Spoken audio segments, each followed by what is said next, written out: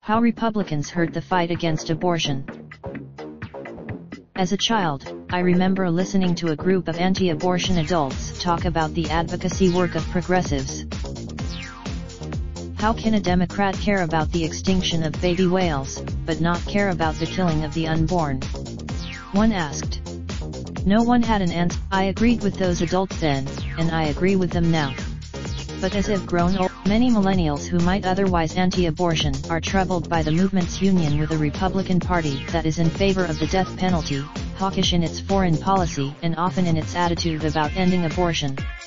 The Republican Party, what does it say about us, after all, if we condemn the killing of the unborn but ignore they?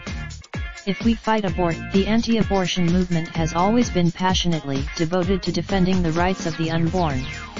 If you believe that, however, our principles can and should have a broader application, because the heart of this movement is defending the most voiceless and vulnerable of living beings, and that ethic of care and compassion is needed in many other parts of our society.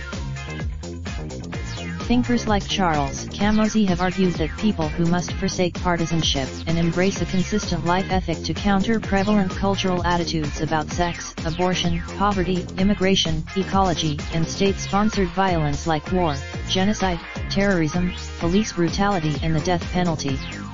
In each of these issues, a primary value in throwaway culture is maintaining a consumerist lifestyle, he notes, but to cease caring about who is being discarded, most of us find a way to no longer acknowledge their inherent dignity. This sort of thinking affects the way many Americans see racial minorities, the elderly and disabled, prenatal children, immigrants and refugees, enemy combatants, and prison inmates.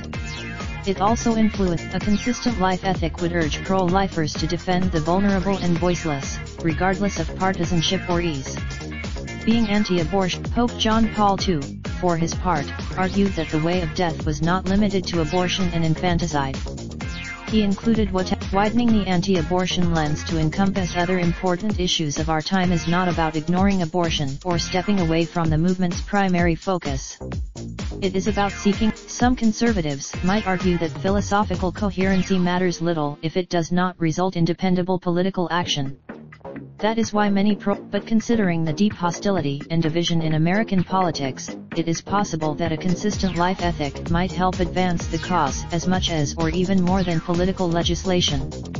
Because unless progressives have convinced many that the anti-abortion cause is an attempt to legislate women's freedoms and physiology, not a movement with human rights and human dignity at its heart. So there's some evidence that these sorts of efforts can and will positively affect our politics, to a number of anti-abortion senators in April that would allow pregnant women to claim the child tax credit. This new Mr. Camosy, for his part, argues that we need a culture of encounter in which hospitality helps bridge the gap between political opposites and fosters dialogue and caring.